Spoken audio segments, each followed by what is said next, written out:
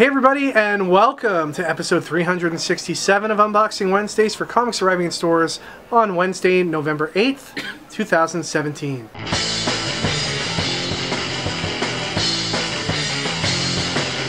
Yes, Ricky, I have returned from the dead. Yeah, that's good. Now I've conquered heaven. I've conquered hell. What's next? Have not conquered the comic industry as of yet. Soon. That is the most difficult part of my journey, but I'm working on it. So, dude, last week, all these like crazy. What was the budget on last week's episode? It's like a $2 million short feature. Interesting what happens when Kevin's not around and he's got to go trick or treating with his kids. It wasn't even that fancy. He shows up after, and you know, I think I came and there was like a green screen set up back there. There were several lights, that studio lighting that had been attached to the ceiling. That is, it was quite an experience, but no, it looks like you had a lot of fun. Big news this week. Yeah. Brian Michael Bendis, BMV, now a DC Comics exclusive writer. It's one thing to be a writer at DC, but an exclusive writer? Like, he has been at Marvel Comics, like Ultimate Spider-Man, right? Was like his first big book. So I understand. That was the year 2000. Did Marvel like not re-sign him for a contract, or was he like, yo? I don't know. Like, I'm sure we'll hear more about this in the coming days. But I would imagine his contract was probably up for renewal, and he had some discussions with DC and decided to try something new. Yeah, maybe it's for the best, but like I don't know. He's told a lot of stories over his time at Marvel Comics. Maybe he needs some fresh characters to storytell with. The internet though is very divided. You know, you either it seems love Brian Michael Bendis or hate Brian Michael Bendis. So it'll be interesting to see what happens over the next little while. Ricky, we also want to talk about something important that's coming up. It's a national. The day is a national treasure. It's something called Black Friday, right? It's the Friday after American Thanksgiving. Those heathenistic Americans like to have their Thanksgiving in November when it's like cold. Last month. Yeah, come on, man. Upgrade to October Thanksgiving like us in Canada. No, anyway, we love everybody down in the States, and we love their Thanksgiving traditions, such as Black Friday, because it gives us an opportunity to put stuff on sale here at the store. We want to tell you a little bit about our Black Friday sale, which is coming up, and it's going to be on Friday, November 17th. Ricky, that's just a little bit under 2 weeks away. We're doing a massive omnibus sale. A lot of people have been asking, when's Stadium Comics going to do an omnibus sale again? Well, it's coming Black Friday. So books that were regularly priced as high as $175 will be selling for as little as $29.99. That's crazy. I know that's a little confusing, but you know, omnibuses range in price up to $175, and we'll have a range of discounted prices starting at $29.99 for these omnibuses that are going to be available on Black Friday. Which omnibuses, you ask? Well, we haven't revealed all the details yet. We will reveal details on the titles and the pricing of said omnibuses soon. Keep an eye on our YouTube page and our Facebook page for more details as we get closer to Black Friday. Wouldn't they be omnibuy? Omnibuy, yeah, I like that. Omnibuy. Quantities are going to be very limited. It's going to be sold on a first-come, first-served basis only, in-store only. Sorry, online customers, those omnibuy. Really expensive to ship all over the globe because they're very heavy. And we're also going to be having a graphic novel sale that day. We've got a ton of discounted graphic novels in the stores, a bunch that you can see on the wall behind us. Our discounted graphic novels, any of them that are usually 2 for $20, will be 3 for $20 on Black Friday. So stay tuned for that as well. Lots of great information coming about Black Friday in the coming days. Ricky, I know you can't hold your excitement, so why don't you work off that excitement and enthusiasm by opening up some boxes. Alright, here we go, the Archies, issue number 2 from Archie Comics. First Strike Transformers, issue 1. Very cool RC cover. Hey, check it out, Jeff Lemire's Royal City from Image Comics, taking a page out of the Marvel playbook with their tribute to the Weezer's Blue album on this, I guess, rock and roll homage cover. Very, very smart there, Jeff Lemire. And this cover art is by Emmy Lennox. Tank Girl Strikes Again, issue number 1. Coyotes, issue number 1 from Image. And Port of Earth number 1, a new sci-fi tale from Image Comics. Moving on to Marvel, available in finer comic shops today. This promotional Your Mighty Marvel Value Stamp Collector's Book. It's got the checklist of all of the titles that you need to personally buy from Stadium Comics or any comic store to get all of your Marvel value stamps. And how we collect the value stamps. Oh, the value stamps cannot be licked, it says. I think they mean like they can't be beaten. But your value stamps get attached to this, I guess, if you want to take the stamps out of your book. And I'm going to call Marvel out on something here. They've said that they've started you off with 7 bonus stamps, but these aren't stamps, they're just printed. They're printed on the paper. For shame, Marvel.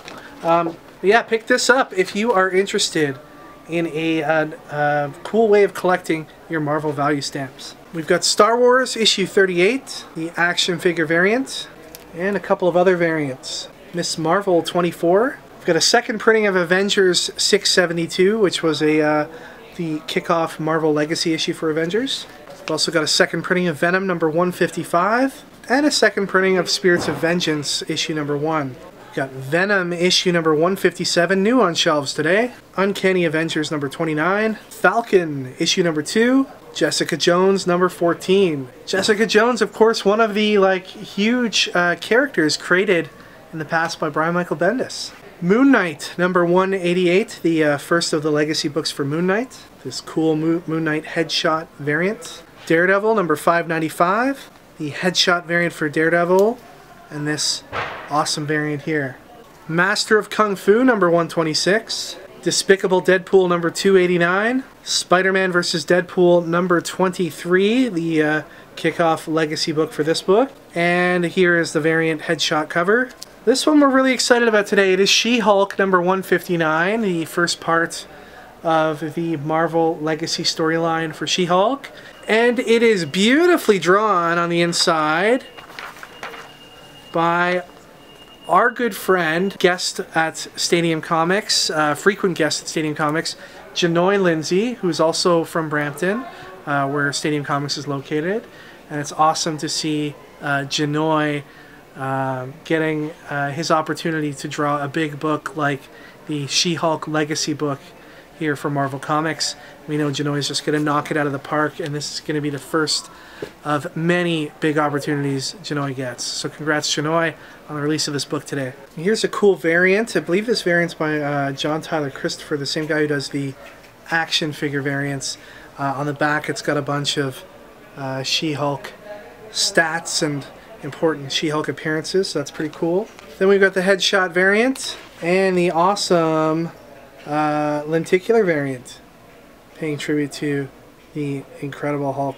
Alright, moving on to DC Comics, we've got a offshoot of Wildstorm. It's Michael Cray issue 2. Mr. Miracle number 4. Red Hood and the Outlaws number 16. Hal Jordan and the Green Lantern Corps number 32 is a metal tie-in. It's the storyline Bats Out of Hell Part 3. Flash number 34, Part 1 of a story called Black Hole Rising. Batgirl and the Birds of Prey number 16. Supergirl number 15, another awesome art germ cover. Ragman number 2 of 6. Detective Comics number 968.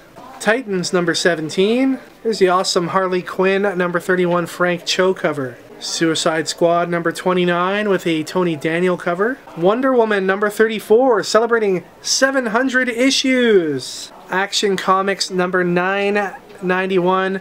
This is the Yannick Paquette cover. Very Justice League looking artwork there. Here's the Action Comics 991 lenticular cover. Very cool. Superman breaking out of kryptonite chains. And finally today we've got another Dark Knights Metal tie-in shiny one-shot. It is Batman Lost. Alright guys, prize time like usual. I know, prizes all the time, guys. Prize time. Anyways, we asked you how Superman comes back to life in the new Justice League movie. Ken Ives says Superman gets resurrected when Winona Ryder says his name 3 times. Then he fights the Demogorgon. I'd pay to see a Demogorgon in this movie. Joachim Comic Center says, wait, if Kevin is alive, who did Ricky crush under all those boxes? It's a mystery you'll never find out because he's gone now. Whoever I killed. And I'll get away with it too if it wasn't for those meddling kids. Meddling kids being Joaquin Comic Center. Thanks for spoiling it all, man. Now I'm going to jail. Mario U said Superman gets resurrected after the rest of the Justice League members go find all 7 Dragon Balls and wish him back to life. Oh man. Hopefully that happens because a live action Shenron would be wicked. Much better than the live action Dragon Ball movie that just came out. And by just came out, I mean came out like 10 years ago and was trash. But the winner goes to Brother Soy641, who said Superman, much like the famous Kevin Hickey, turns out Superman didn't die, but actually was jumping from universe to universe, continually trick-or-treating for all the M&Ms he could get his hands on with Superboy. Superman wore a Batman costume and Superboy wore a Robin costume. Oh man, Kevin, is that what you were doing last week? Is interdimensional trick-or-treating? Everything I do is interdimensional, man. Right. Everything. Pitbull is Mr. Worldwide. Kevin is Mr. Interdimensional. Kevin, when's that track gonna be released? Dropping my mixtape next Friday. Alright, cool. Well, congratulations, Brother Soy641. You'll be entered into the draw at the end of the month. Alright, so for this week's question, I want to know from you with the huge news of Brian Michael Bendis jumping ship and going to DC. What I want to know from you is which character or characters or book or anything would you like to see Brian Michael Bendis writing at DC Comics? For me personally, I'd like to see him write a Bizarro Superman comic just cause I like Bizarro Superman. Not that I think his writing style particularly fits Bizarro Superman. I just like Bizarro. But I think if I'm gonna go with a serious answer, maybe like a Nightwing comic. I feel like his street level superheroes are really good. So I feel like Nightwing would be a great fit for Brian Michael Bendis.